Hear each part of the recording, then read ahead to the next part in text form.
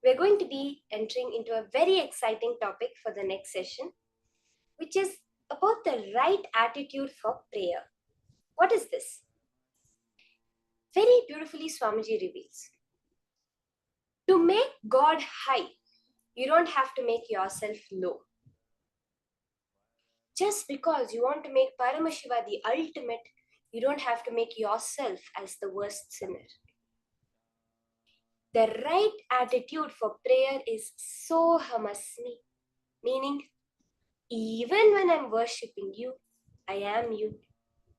As Swamiji said yesterday, I am talking only to me and you are listening only to you. That is the space of prayer. Then that is when every time you have a bath, it becomes an abhishekam. Every time you eat, it becomes a naivedyam. Every time you put perfume, you're putting perfume for Paramashiva, as Swamiji said. That is the space for prayer. When we do the puja, when we connect to Paramashiva, we are not begging him, we are not demanding from him, we are connecting to our own existence in that parallel universe. Let us now listen to these powerful cognitions from Swamiji on the right attitude for prayer.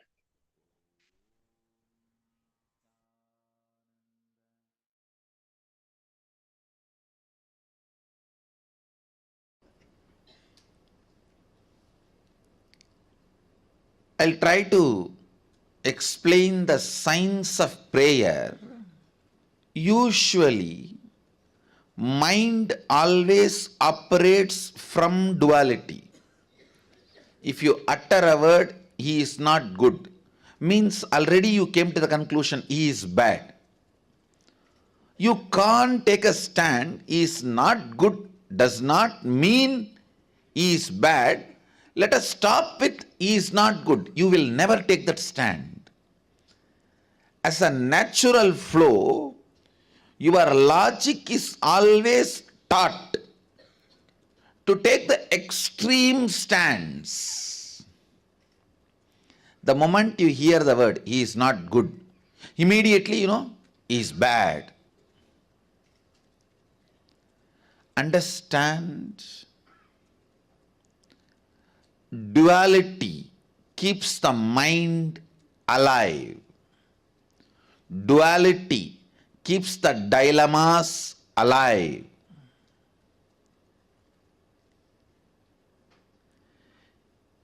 Your mind is so brilliant, it can even use religion to keep itself alive.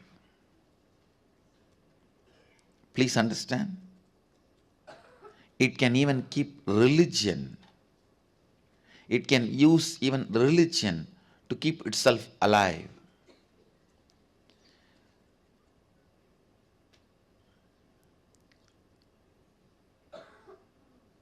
Prayer is one of the most misunderstood, abused concepts.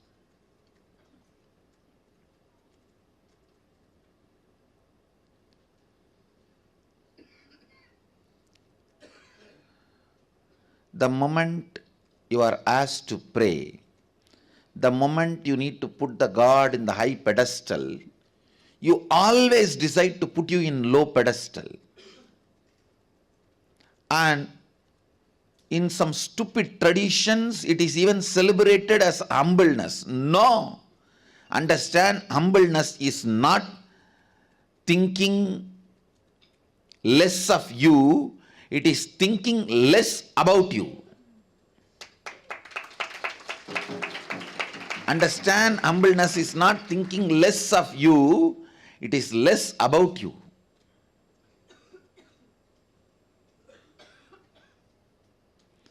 Humbleness is not the image you have about yourself. It has nothing to do with the image you have about yourself. It has something to do with how many times you remember yourself. Stupid, one of the most stupid mistake humanity has committed, putting yourself down and thinking only then you can put your guard up. No, understand? Putting your guard up does not really requires putting yourself down. Putting yourself down does not necessarily make you to put your guard up. This is one of the very important truth you need to know. Please understand. I feel so blessed. The Vedic tradition, the Hindu tradition,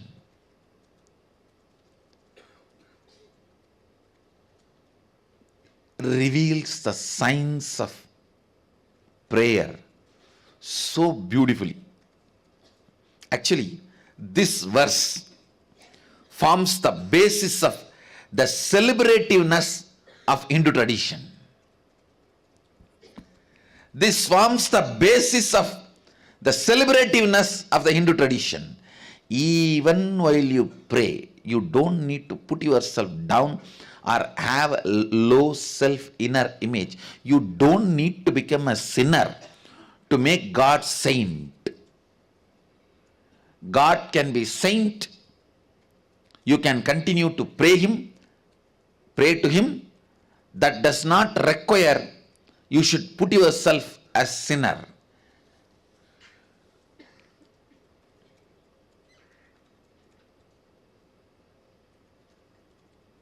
In any form, consciously engaged powerlessness will only lead to bondage, whether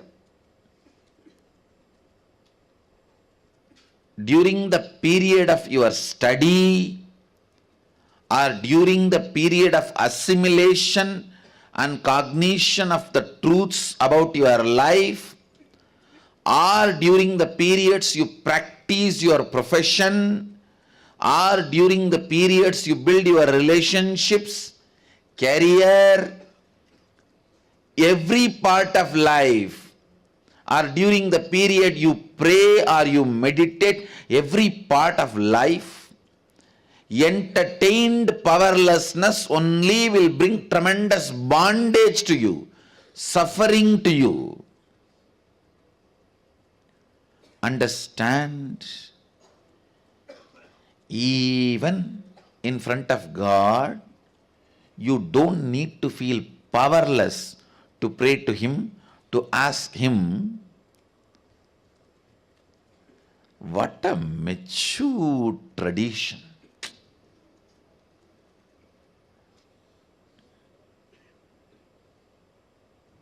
Even while you pray, remember, God is above,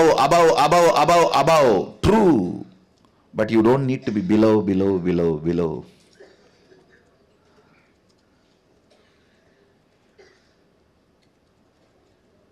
You don't need to be below for the God to be above.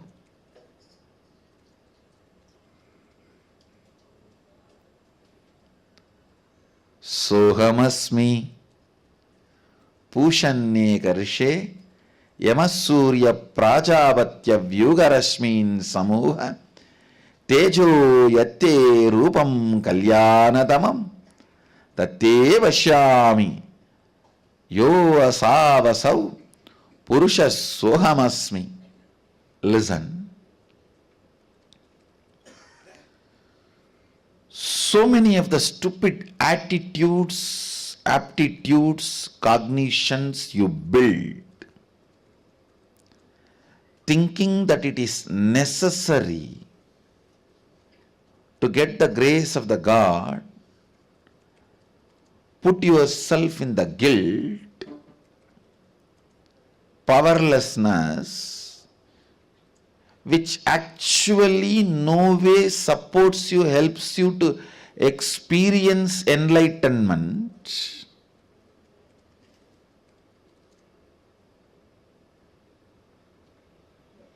Or the higher consciousness. Remember the right context and bring prayer in your life, prayer itself will lead to enlightenment.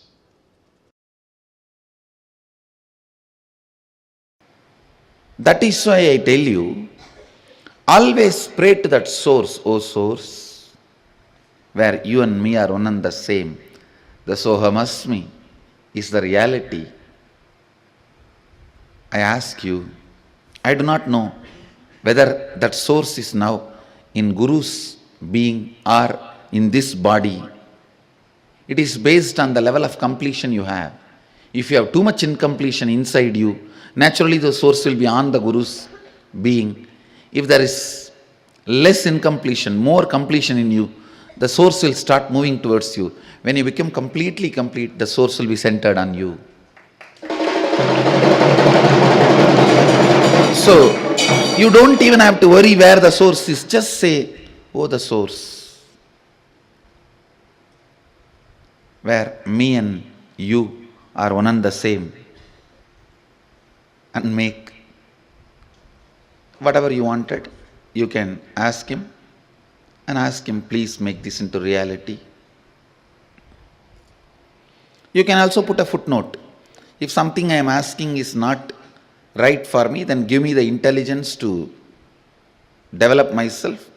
Or you can also say, even if it is not, you think it is not right, I want only this. No, you have a right. You have a right.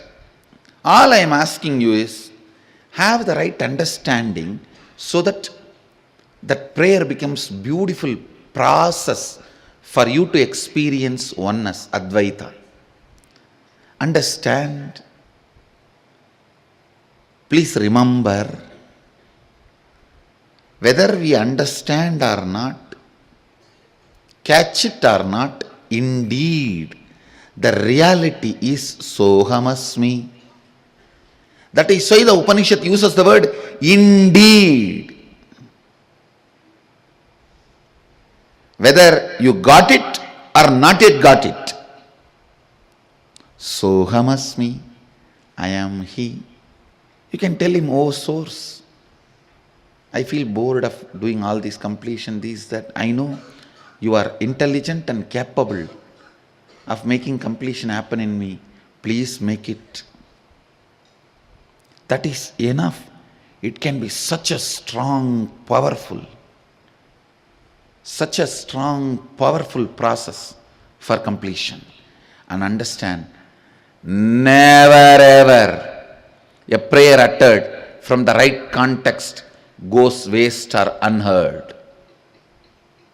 Never think, never doubt it goes waste or unheard. You can shake sun, you can move moon.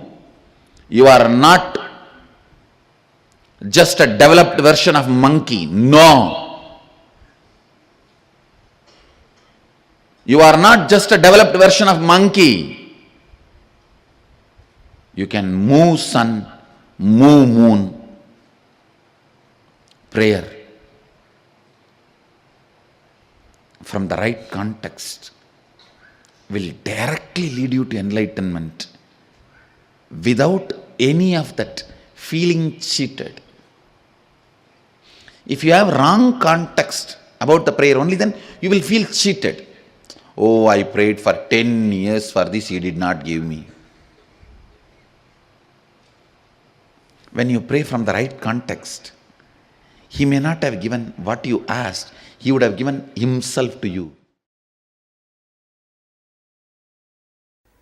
The truth, Sohamasmi, declared by Isavasya Upanishad. Sohamasmi is waiting to explode.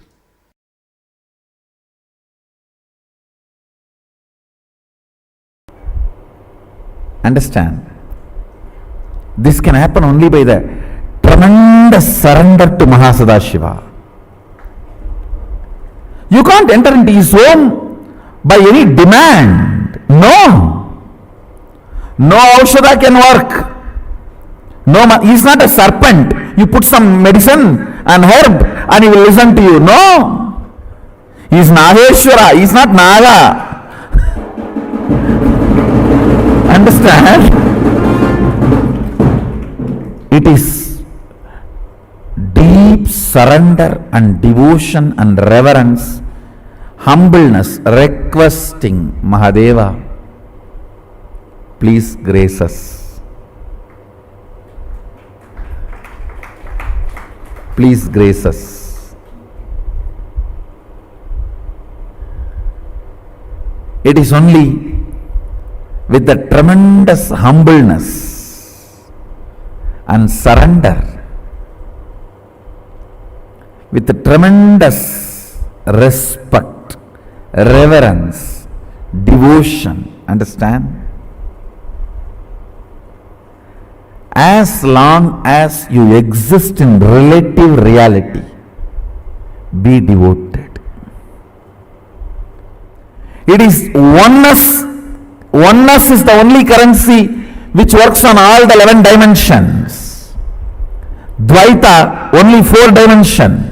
Bhur, Bhuva, Suva, Tapa, that's all, not even Satyaloka. But now I am making a statement. As long as you are in relative existence, be devoted.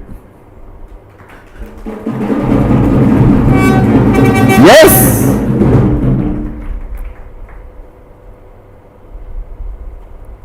Your third eye should be penetrated with the truth of oneness, Advaita, Shuddhadvaita. But as long as you are in a relative existence means you are able to feel I and you, means first person and second person. As long as there is a first person and second person. See, when you decide to sit, manifest powers, oneness is the reality. Oneness is the truth with which you manifest powers. That's the ultimate truth. When you are operating in relative existence, be always devoted. Devoted even to your own oneness. Understand. Understand this word. Upanishad says, Sohamasmi. Even when I pray, I am you. Even when I am you, even when we are one, I pray to you.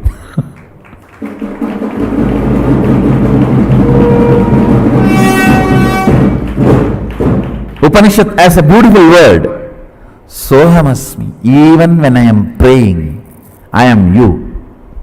So even when I am you, as long as there is a relative reality, I pray, I am devoted to you. I know you and me are one and the same. But as long as there is a relative existence, till I feel there is a skin for me and skin for you, I am devoted to you.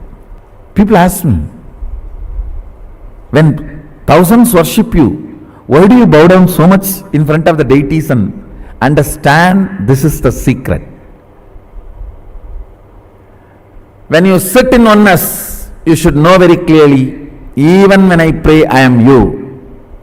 When you are operating in relative existence, you should know, even when I am one with you, I am praying.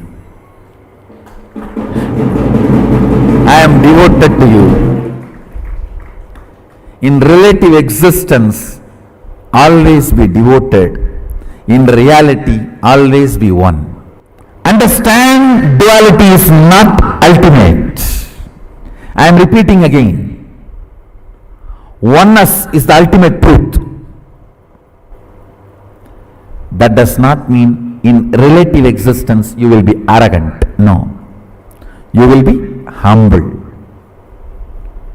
In relative existence, you will be humble. That is why I say, the Advaita I am teaching is Sutta Shivadvaita. In oneness, even when we pray, we are one with you. In relative existence, even when we are one with you, we are devoted to you. Be humble, be devoted even to your own oneness. Sometimes when I go to devotees' houses, I directly go to puja room and do the puja. Some of the devotees will keep my photo also. When I do the arti, I have to show to all. I cannot move the hand. I have to show all only. They ask, what is this, Swamiji? You are showing arti to your own photograph. What can I do? It is the symbol of my oneness. I am devoted to that.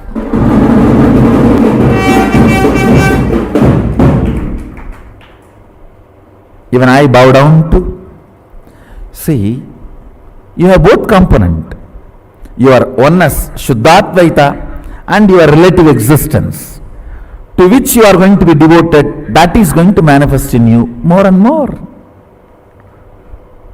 That is going to be strengthened in you more and more.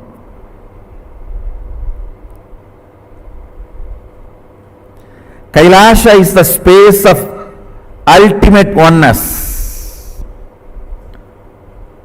Sachidananda, ultimate oneness. Understand?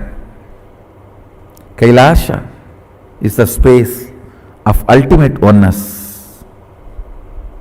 And if you hear only the Shabda, you can read your mind. If you hear only the Nada of Kailasa, you can read others' mind. I'll repeat the verse once, read out the translation, then give you the commentary. Agnenaya Supataraye Asman Vishwani Deva Vayunani Vidvan Yuyot Yasmajjuhu Huranamena Bhuyishtam De Nama Vuktim Videma Agnena Yasubhataraye Asman Vishwani Deva Vayunani Vidvan Yuyot Yasmajjuhuranamena Bhuyishtam Te Nama Vuktim Videma. I'll read out the exact translation.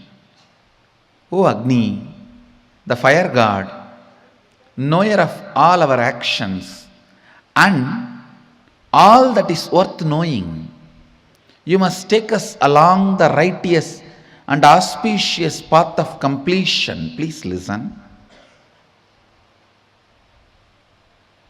You need to understand this.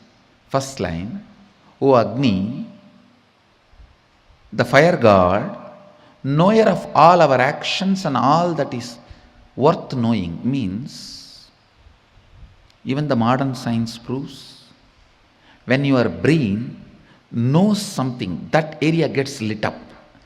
The knowing action happens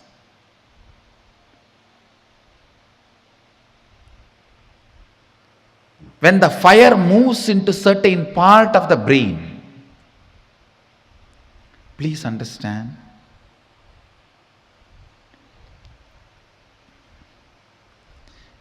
Everything may be there outside you. You will not know if the fire does not move in your brain. If the fire moves in your brain, only then you will know what is happening. So, fire is responsible for knowledge, knowing to happen in you. Listen carefully. Fire is responsible for the knowledge to happen in you. I tell you, fire gets fully awakened by integrity. Nothing. Just follow intensely integrity. In 12 months, you will have a kind of a fire in you through which you can know anything you want to know. Anything which comes in front of you and you want to know it, you will know it. That fire is called Di. In Sanskrit, we use the word, a single letter, Di.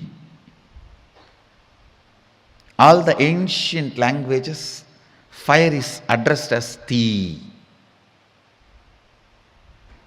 In Sanskrit, in Tamil, in many of the ancient languages. Listen. Di comes as a gift to you because of your integrity. Just 12 months decide.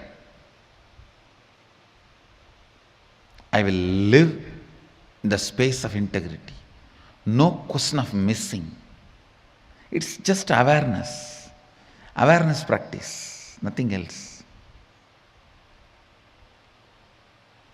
The Di will be awakened in your brain. That Di will give you the intelligence to know everything you want, anything you want.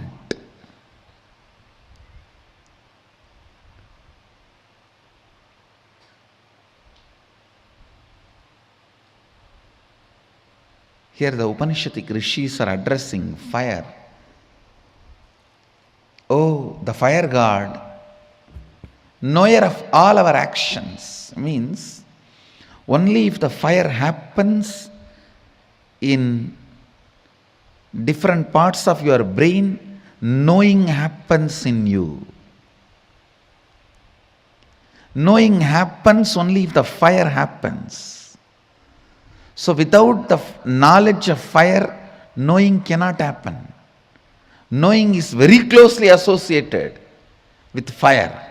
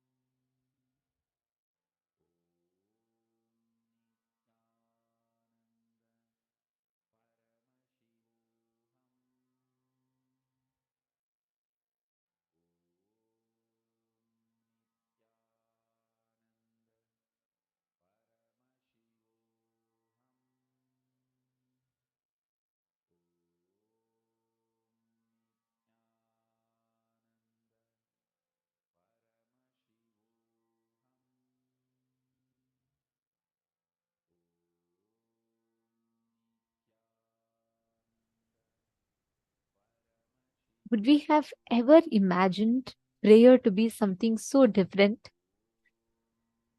For how many of you from your very young age, you've always been taught, for how many of you, especially if you've had a typical Indian upbringing, you will hear at least 10 times a day your grandmother tell you, hey, finish your food, otherwise God will punish you. Don't lie, God will punish you. And if you talk something, they say, oh, you're talking like as if you're some big God, isn't it? How many of you heard these kind of expressions? Unfortunately, connecting with God has become like something, God is high up. We have conveniently packed God, thrown God to the space, kept him in the space safely somewhere such that he's highly unreachable to us, and disconnected ourselves. We have packed God safely, thrown him into space, and said, okay, let him be there high up there, I will be here. If you tell something, oh, I'm a sinner, you don't know how many sins I've done, how can I manifest powers? Unfortunately, society started celebrating the powerlessness, the self doubt, the low inner image, because that is the comfort zone of the people. As long as you're within that territory, right? Can you all imagine? If let me ask you all this question, okay? I want each of you to answer this for me. Okay, sorry, I see questions from participants. Malita saying, yes, you can have Haritaki when you're only on water fast. That's not a problem. Haritaki gives you more oxygen. Okay. I want all of you to answer this one question for me, okay? How many of you, let's say, if someone comes and tells you, right, that if someone acts like they say, oh God, I know what had so many struggles in life. I have really struggled so much. I have so many problems. I struggle for my wealth. I have had bad breakups in relationships. And with all this, I'm managing my life somehow. You will feel respectful for that person, correct? You'll feel like, oh God, look, she's struggling so much. She's managing and she's doing all this. Will you all feel respect for that person, correct? Yes? You all can put yes in the chat. Yes. Okay. Now, if someone comes and tells you, hey, I am God, what will be your first reaction? Look, he's God, it seems. Can't handle his spouse properly. He wants to handle the whole world, it seems. Is it not? Won't we all make fun of that person like that? Unfortunately, society has become so okay. As long as you are put in the box of your limited identity, we are revered, celebrated, respected for who we are. That's what Swamiji calls as pseudo dignity. Since the whole society is structured around the pseudo dignity, what happens? Always your low inner image is cherished, nourished, nurtured.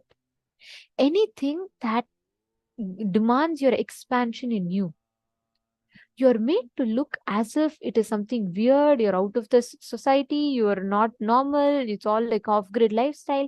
And so many notions are put around it, because of which people are afraid to even tell that. Like, for example, have you seen small kids?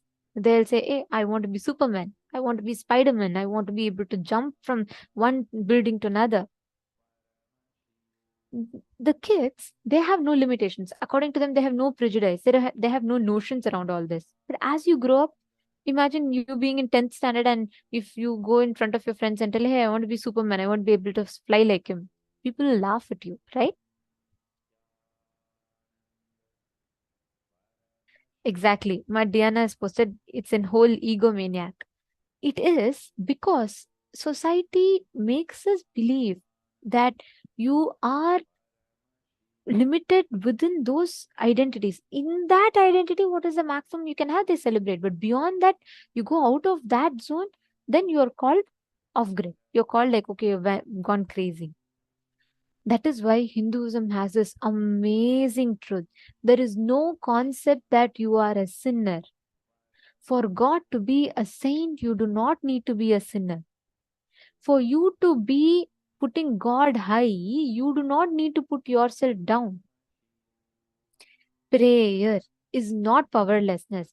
Prayer is not for you to declare, going and telling that, oh, I am like this, I am the worst sinner, I am this, I am that, to the God. That is not called prayer. We all somewhere have got this wrong thought current. What was your idea of prayer till you heard this session? Can I request each of you to put, how did you think when someone says pray to God? What was your concept of prayer? How did you experience, how did you understand prayer? Please take a few minutes and post in the chat.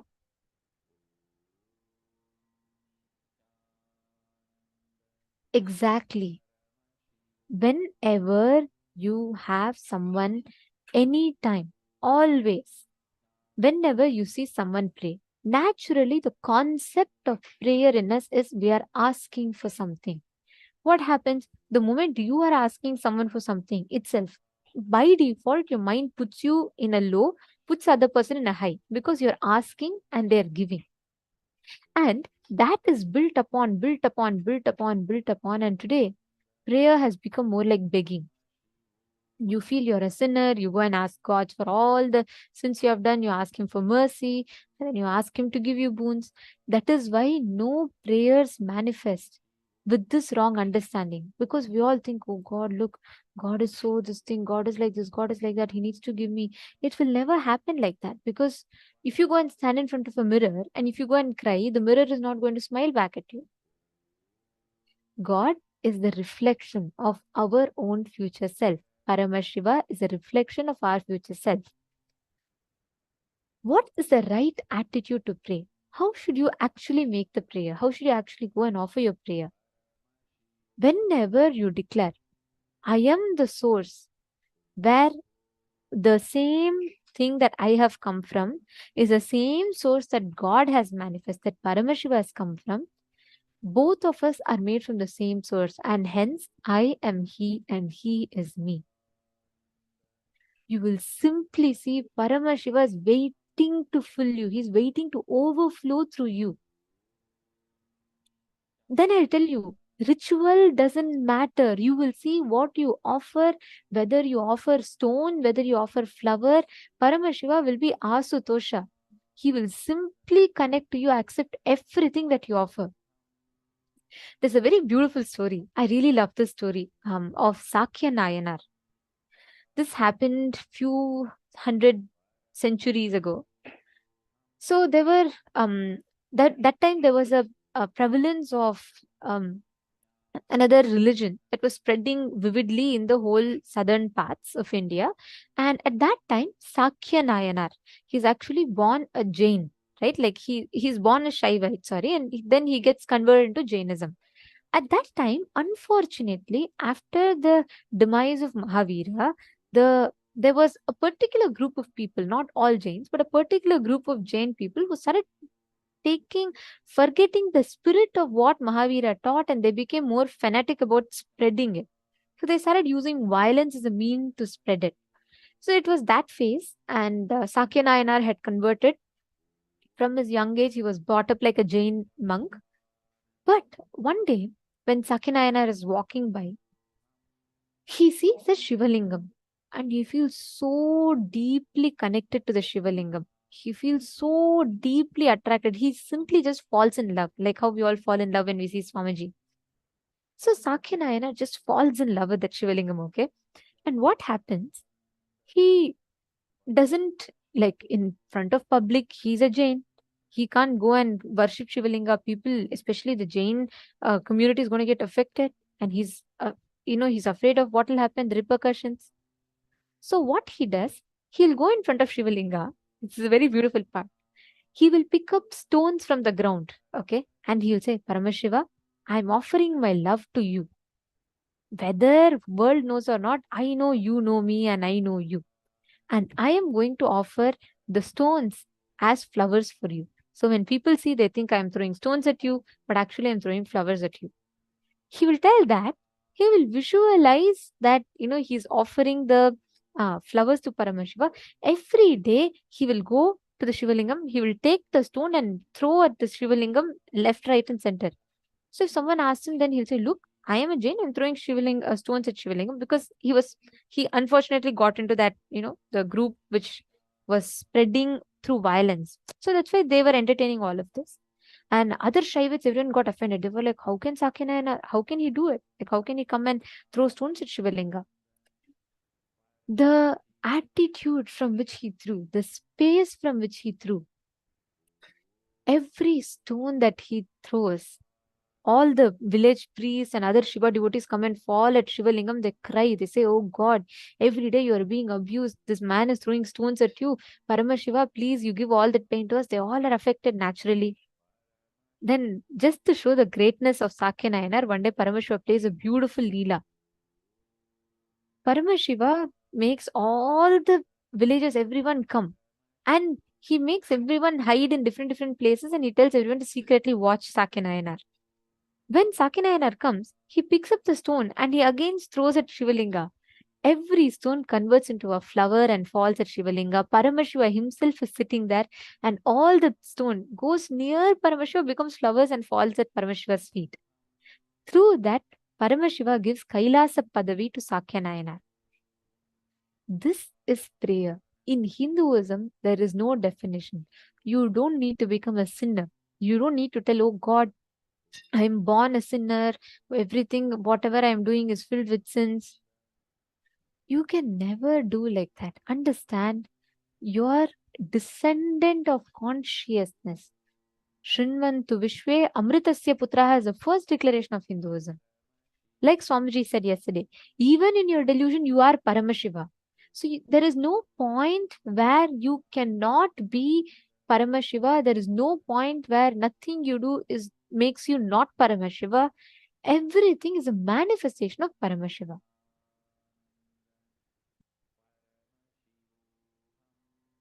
That's true. Pavanaya, you have put society is the place where collective insanity becomes new sanity. That's true.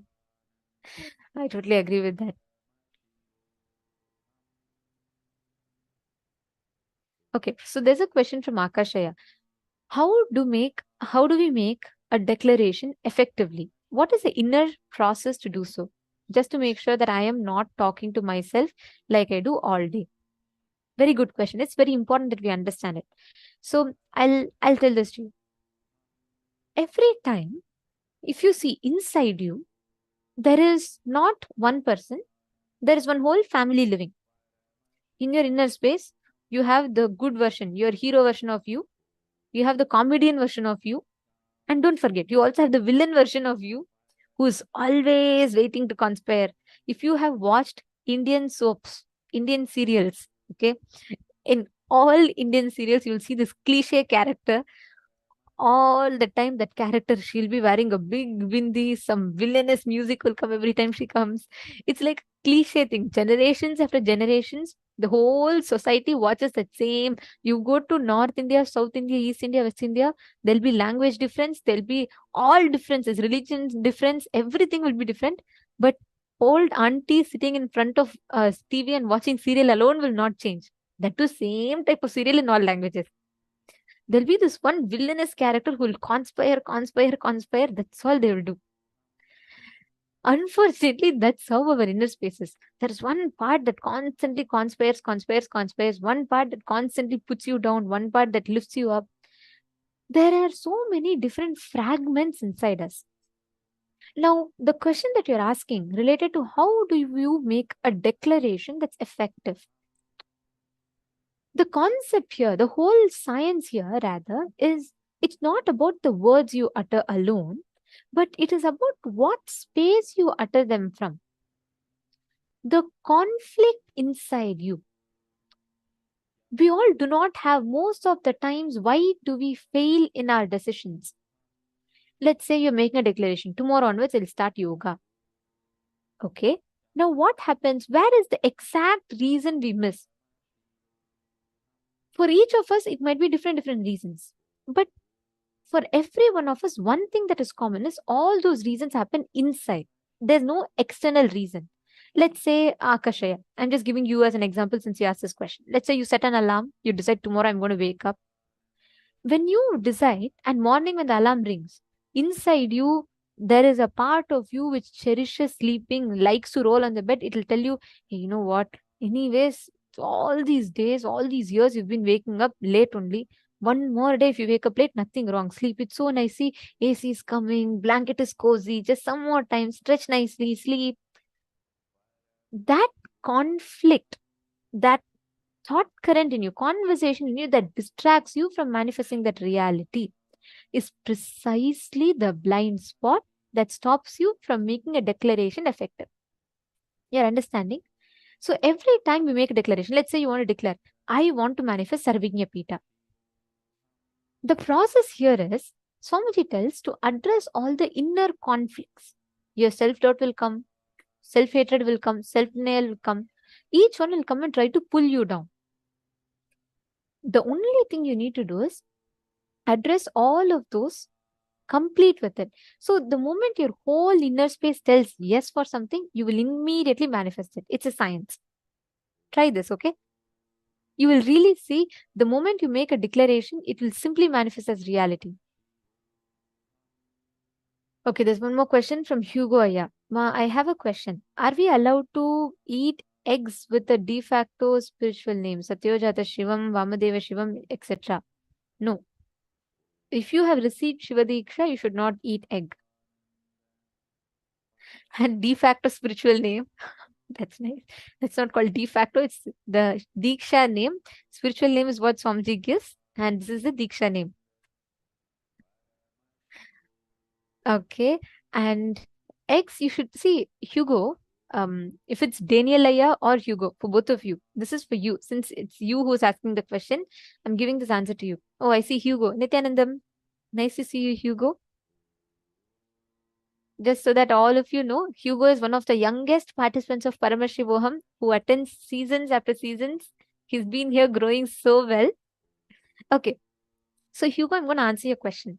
Listen, you don't eat non-veg. It's good for you. Because the muscle memory of the animals that you eat will enter into your system. It will start creating conflicting thought currents in you. Okay, so when you kill a hen, when you kill a hen for you to eat, the hen is not going to say, "Oh, Hugo, be happy. Let all my nutrients come to you after you kill and eat me." No, it is going to suffer, right? It is going to be like afraid of life. All that stress, pain, trauma gets stored in its muscles. So when we eat it, our biomemory starts having these conflicts inside, stress and unknown reasons of worry, fear, everything. So don't have non-veg, Hugo.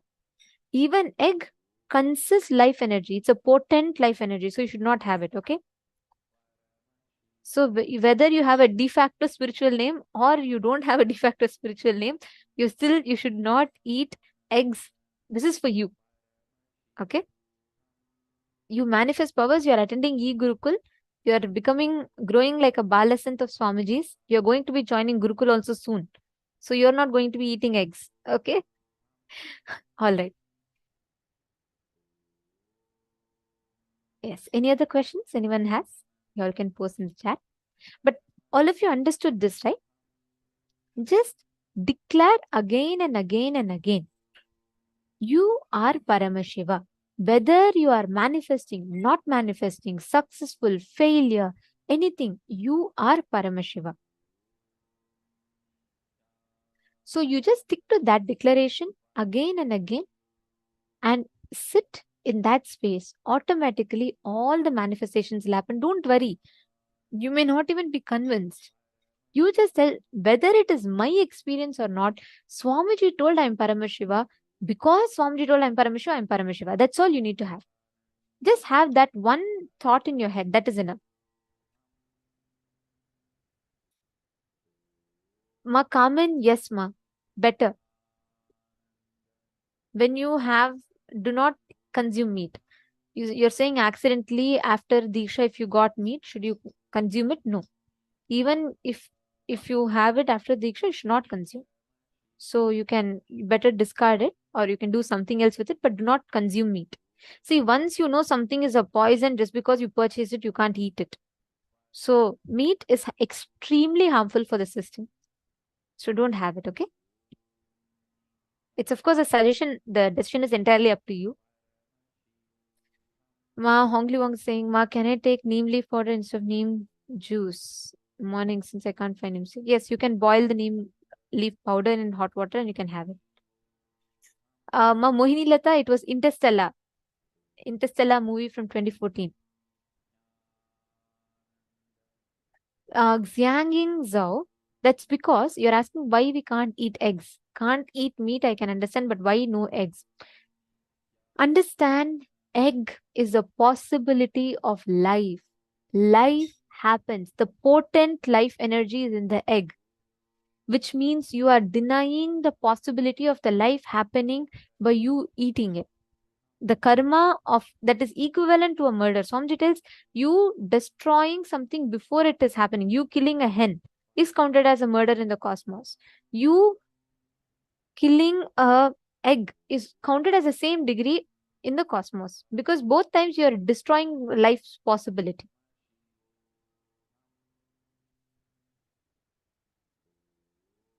Ma Mohini Lata, the Pada Puja link, we'll have it posted in the chat. Ma, the support desk team will post. So you can, you'll have the entire puja itself happening. So you will know what is exact offerings you need to make.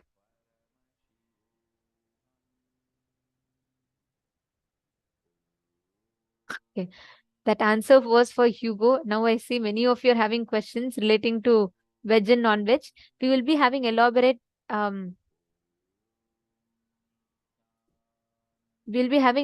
sessions on these as well. But I'm just going to quickly try and give answers for all these questions that we have. So you're asking about milk. See, ma, the milk is not restricted in agamas. You can have milk.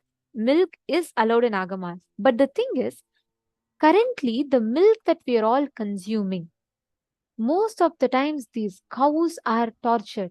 The way the milk is gotten out of the cow, because it has become more like a factory. The cows are treated like some milk producing machines.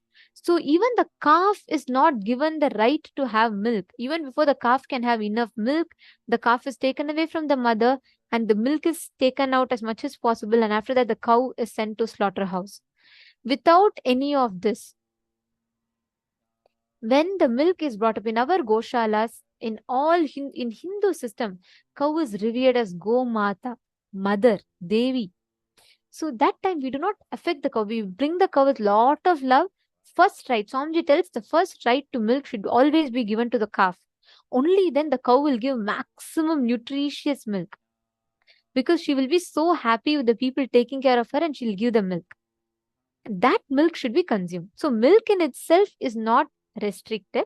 It will just be the milk itself is not restricted in Hinduism. The one that are non-violence based, you can have it. Okay. Majiska mutton, that is Swamiji. You see, he's making all of us set up a goshala, set up a temple, everything, create a Hindu ecosystem around us for us to live this life. Beautiful.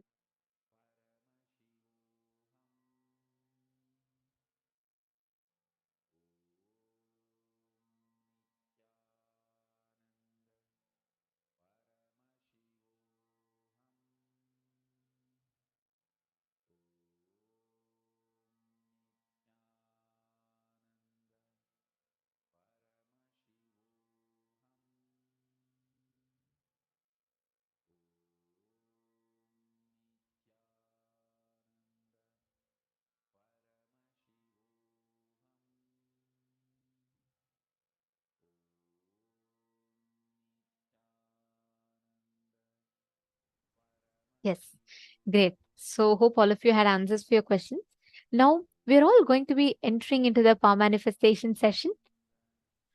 And in our session, the power manifestation session today, we have along with us joining one of the Balasans from Nithyananda Gurukul, Ma Nitya Virajananda.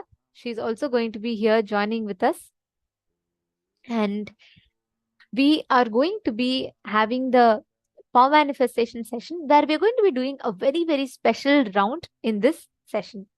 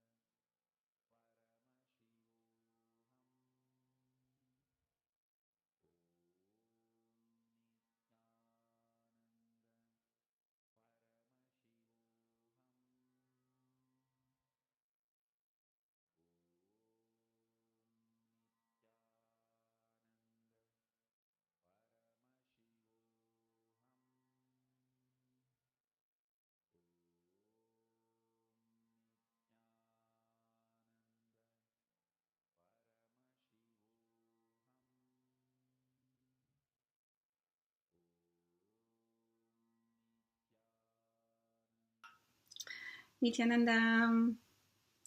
Hi, my name is Ma Claire. I am from Calgary, Alberta, Canada. I've been with Swamiji since 2011 as his disciple, and I am a corporate trainer and mindset facilitator. I have a YouTube channel called Causing Claire, where I post a lot about how to manifest money through Swamiji's techniques. And one of the ways we'll be talking about today is through Pratyaksha Puja. So if you don't know what this word means, or if this word is new to you, not to worry. I was once in the same spot. It's a devotional offering to the Guru. It's our gratitude that we offer. And if you don't know how to do it, not to worry as well. You can still offer it. You can do the best that you can, and there's also a lot of us available to help you if you need some instructions with that. So one of the stories that I wanted to share about when I offered Pratyaksha Puja to Swamiji, we actually, I had, as always, had some money available that I had to decide, okay, what do I want to do with this money, right? Do I put it towards like bills, groceries, other things, or do I make the investment in myself? So as always, I have to make the investment in myself, and I offered it to Swamiji because I know that he is me. So when I'm offering him something, I'm just basically handing the money to me and getting it back to me. That's what happens, okay? So in this particular case, again, it's not like I had a whole bunch of money sitting around, but I offered Pratyaksha Puja, and then it's usually for me within like 24 to 48 hours that something happens. And this time we actually had, back in the day, my husband and I, David, before we had our son Ashton, we had golf memberships. So again, think about all the things that you actually spend money on, right? Golf memberships, maybe you go to the spa, maybe you invest in your home in some way, even just buying groceries, paying bills, buying clothes, all those things are investments that you're spending your money on, right? So in this case, we had a golf membership and we bought into the membership. We had to buy shares. And then it ended up that our life changed a bit and we no longer needed the membership. So that was like 10 years ago. And we were just on this very long list of people that they'll eventually pay out when they get to it for people that didn't want to be in the membership anymore. So, of course, we offer Pratyaksha Puja, and within a day, I had this email come from the golf course saying that it had been sold to a private company and they had to buy out everybody's shares. So I ended up getting like 300 times the amount that I actually offered for Pratyaksha Puja, okay? So it's just, it happens in the most auspicious way for you. So when you offer puja, it's not about, okay, I'm going to offer this and see what I get out of it. It's sincere gratitude for yourself, for life, and for Swamiji for being with us. So like I said, I'm just a regular person, just like everybody else. And the second I'm able to offer some money, I do, because I donate to a lot of charities. And if I think about the charity that means the most and that helps the most of humanity, it's this organization, it's Kailasa, that we've created into this international community of people that just want to live an enlightened life and share that with others. And there's no pressure and there's no, forcing. This isn't about anything other than you doing the internal work on you, right? And the investment that you're willing to make to have those big breakthroughs. And a lot of times, bliss happens on the other side of fear. So anything that you're afraid of, and a lot of people are afraid of money actually, and afraid of spending money. So on the other side of fear is bliss. So you'll often find that when you give, especially if you're afraid to give, right? Because you don't know what's going to happen. You don't know if you're going to be able to pay for something. The bliss on the other side of it, it can only be experienced. So I don't expect you to take my word for it. Why would you? You have to try it yourself and gather your own data, right? Proof is in the pudding, they like to say. So the only way to really see what this experience is like and how much offering to the universe gives back to your life can only be done through experientially doing it yourself. So blessings to all of you that want to offer Pratyaksha Puja, and you'll just see that the most auspicious things happen in your life, and whatever you give out, that's what life gives back. So blessings, Nithyananda. Until next time. Thanks.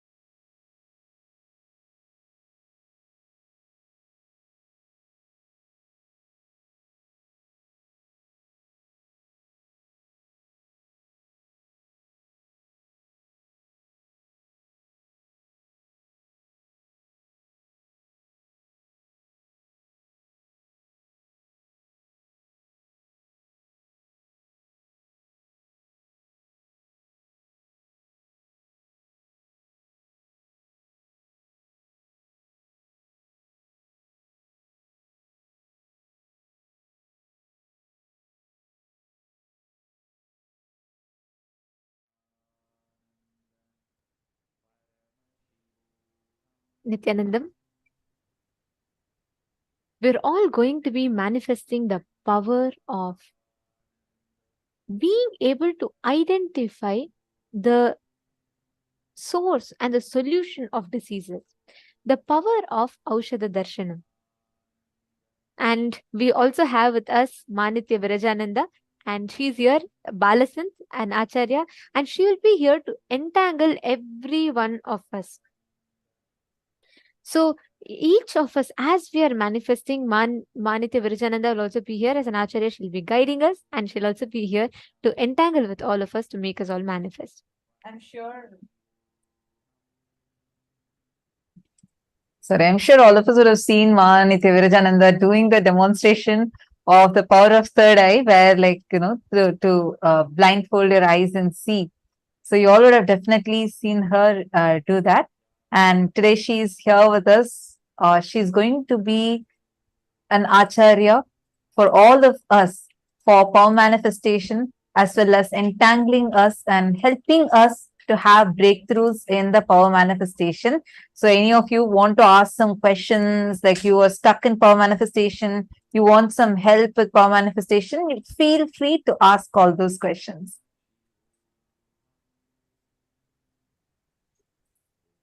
Yes. So, Nithyanandam, I am Manitya Virajananda, and I'm excited to see all of you over here attending this program. And yeah, and so today I also will be hosting with Nithyananda and Mata Prapriya on this power manifestation segment. Thank you.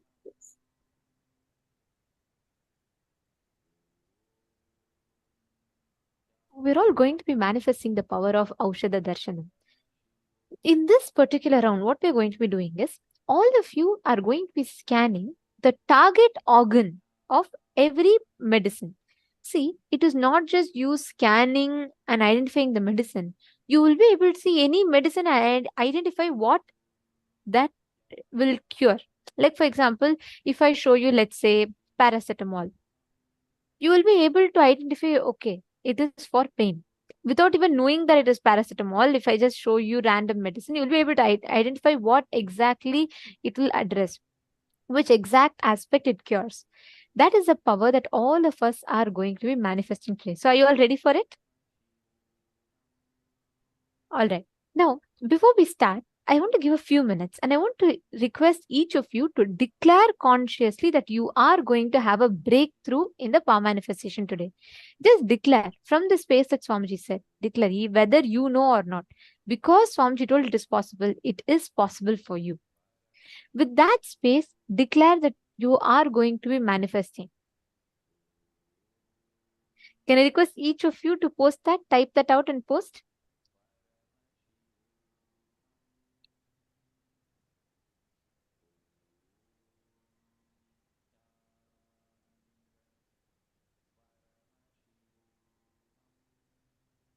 Yes.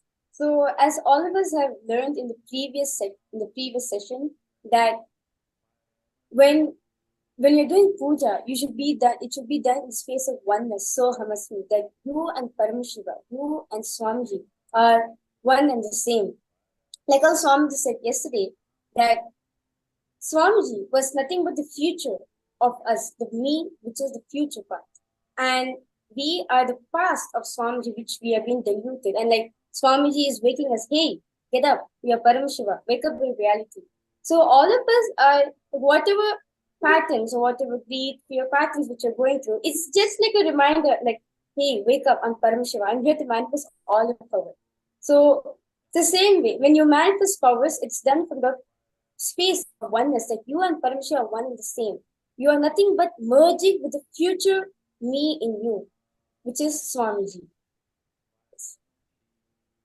Absolutely. Actually, that was such a click, right? When I heard it, when Swamiji was revealing that in yesterday's session, I was like, oh my God, Swamiji, this is just, expanding and expanding in my brain. I just felt like, wow, it's just expanding. And like, I remember in Mahaviraja, we all were blessed to watch that movie Interstellar with Swamiji in 2016. Do you remember that? Yes.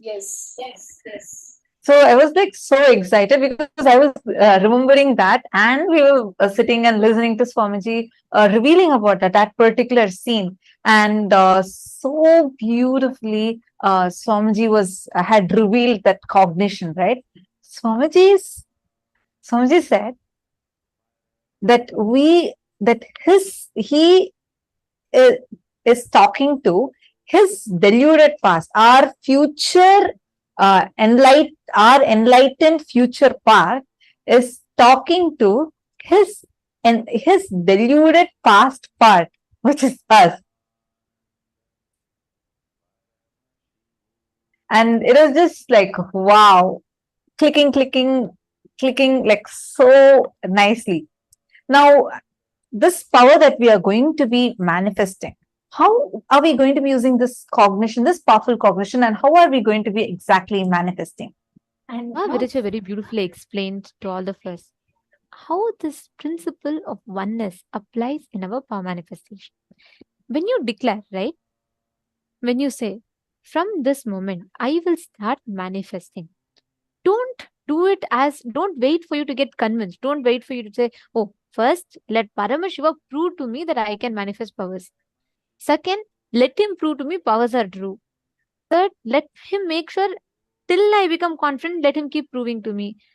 Paramashiva does not need to prove anything to you. You just need to declare inside of you, whether I understand or not. Swamiji said, this is true. That means this is true. Declare that as your experience. Automatically, you will see the results in front of you will start manifesting that way. Now, we'll enter into the first round, okay? We're going to be projecting the question for all of you. And what you're all going to be doing is, I'm going to be projecting a random medicine. It could be a medicinal plant. It could be anything. What you're going to be doing is, you're going to be identifying what is the target organ for that medicine. Which means, you're not going to be putting a huge list, but which precise part of the body does this mainly address? Because if you see in Ayurveda, typically all medicines are good for many diseases. So you're going to be scanning the main primary reason it is predominantly used for. All right? Understood? If you're all clear, can I please request everyone to put yes in the chat, please? Okay, so I'm now going to be projecting the first picture for all of you. Please scan through your third eye. Connect to Swamiji. You will be able to clearly see the exact target organ of where this medicine works. See that, connect to that, and start manifesting. The exact body part. Sometimes you may see it as a highlight in you. Sometimes you may just see that body part appear as a word or as a picture. Whatever is that body part, type it. Chant the Mahavakya.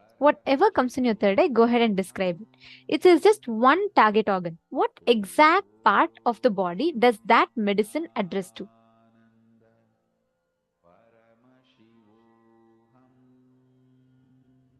Come on, let's see what each of you are posting.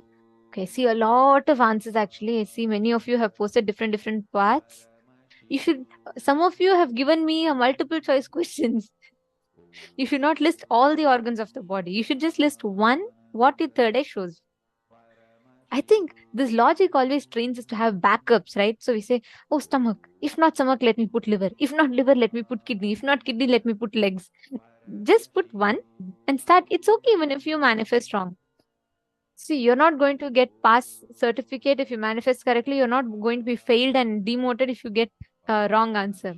You are just manifesting the experience of Paramashiva. That's all. So what answer you put doesn't matter, but the experience is the most important.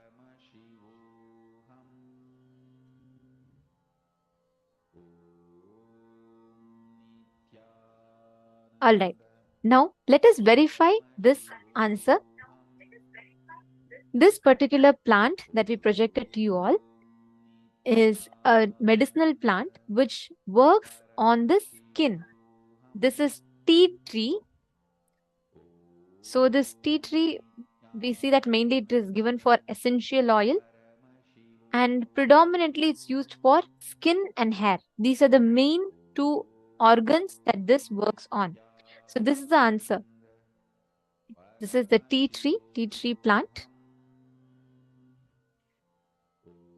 Let us see what each of you have posted.